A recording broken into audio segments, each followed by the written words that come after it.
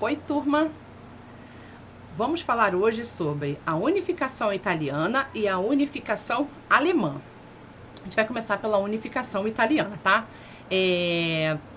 Faz parte aí essa unificação italiana, ela faz parte do quadro de nacionalismo típico do século XIX, tá? É importante entender que ainda não existe a Itália, tá? A Itália era apenas uma expressão geográfica. É como se a Itália ainda não, na verdade, ela não existia, tá? E como que era composta a Itália, né? A Itália era dividida em 3 partes: norte, centro e sul. O que havia então no norte da Itália, né? Vamos lá, eu vou explicar para vocês por regiões, tá? No norte da Itália haviam os estados austríacos, ou seja, estados que pertenciam à Áustria, dominados pela Áustria. Reino sardo-piemontês, um reino independente que englobava o estado de Piemonte e a ilha da Sardenha, tá? No centro, eram territórios pertencentes à Igreja Católica, conhecido como estados papais. Basicamente, todo o centro da Itália era da Igreja Católica. E o sul da Itália era composto por um outro reino, tá? Era composto por conhecido como o Reino das Duas Sicílias. Né? E como é que foi? O que foi esse processo de unificação da Itália, né?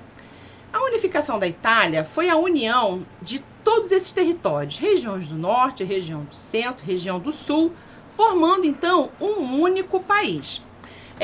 Vamos entender por que aconteceu isso, né?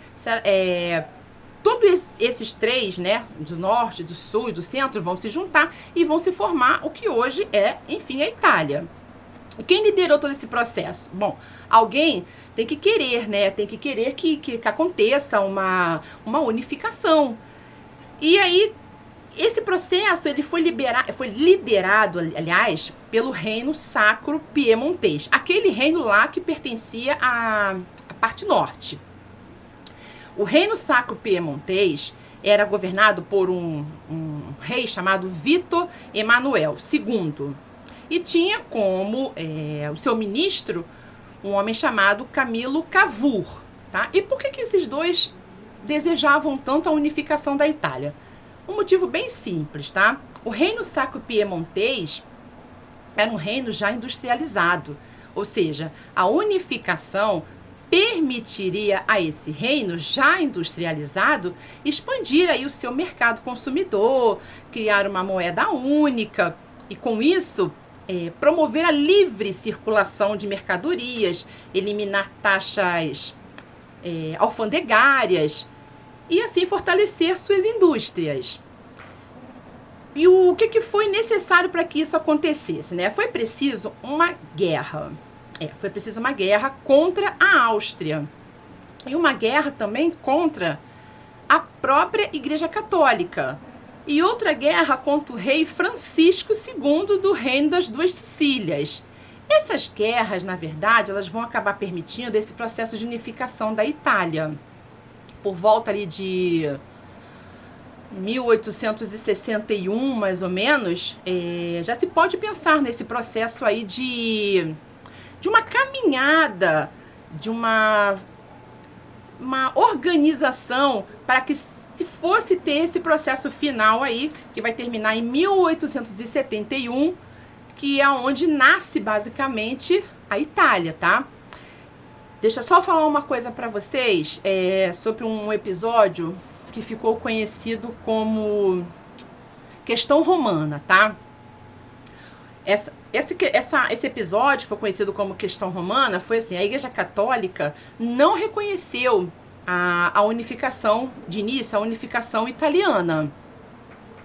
A unificação italiana só foi reconhecida pela Igreja Católica em 1929. Olha só, ela se formou em 1871. A Igreja Católica só foi reconhecer a unificação da Itália em 1929.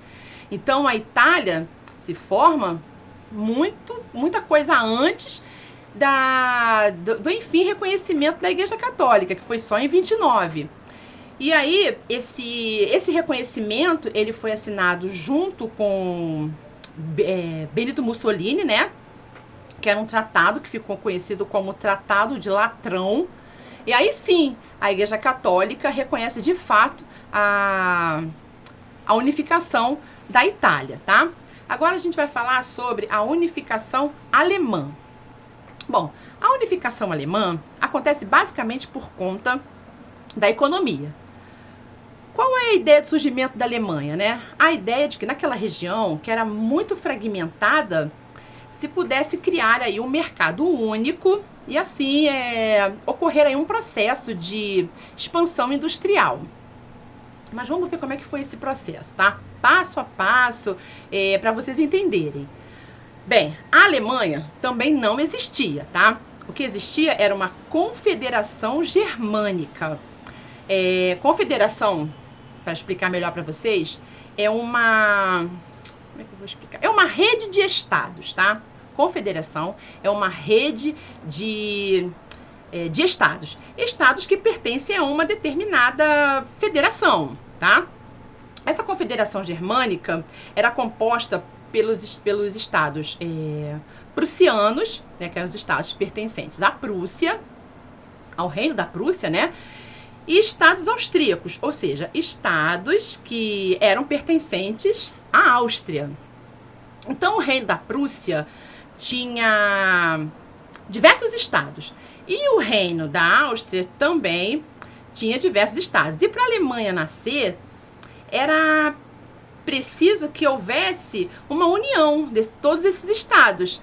E quem é que vai liderar? Sempre precisa também de alguém que lidere, né? Que queira que haja a unificação. No caso da unificação alemã, quem vai estimular esse processo de unificação é um Kaiser chamado Guilherme II. Esse Kaiser II, ele era da Prússia, tá? Kaiser significa basicamente a mesma coisa que o rei, tá? Só que na Alemanha eles falam Kaiser. Então o rei, vou falar assim para vocês, o rei Guilherme, que lá se chama Kaiser, esse Kaiser Guilherme II e o Otto von Bismarck, que ele era primeiro-ministro da Prússia. Esse Otto von Bismarck era o primeiro-ministro da Prússia. E o que o ministro e o Kaiser, né, por que eles desejavam esse processo de unificação da Alemanha? Para desenvolver justamente o setor industrial. Já que a Prússia era uma área industrializada, então, assim, sendo a Prússia industrializada, a união desses estados fortaleceria, logicamente, a indústria prussiana. Então, esse é o desejo, o objetivo, na verdade, principal, que leva o Kaiser e o primeiro-ministro a articularem esse processo de unificação, foi justamente esse, querer transformar isso num setor, ou crescer, expandir o seu setor industrial. E o que foi necessário? Muito simples, foi necessário, num primeiro momento, que realizasse uma guerra, tá? Contra a Áustria, para poder, assim, expulsar esses austríacos, né, dessa área e tomar posse desses estados austríacos.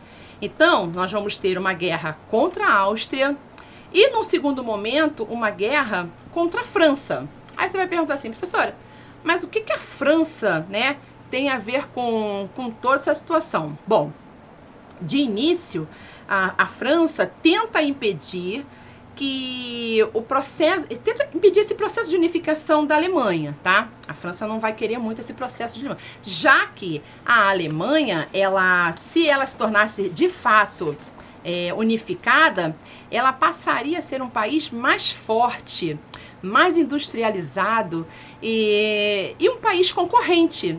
E a França não vai querer isso. A França tenta impedir esse processo. A França, na época, era governado por Napoleão III, tá? Que era sobrinho do Napoleão Bonaparte.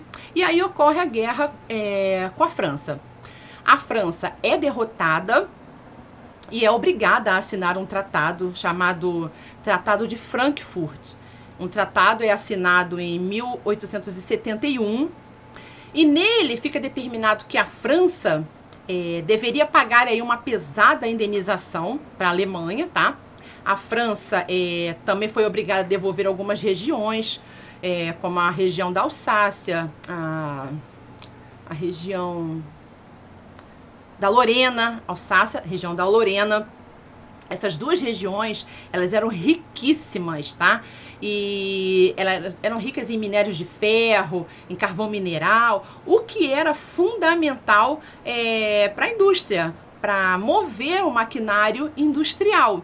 E a França ainda foi obrigada a promover uma festa da unificação da Alemanha, no Palácio de Versalhes.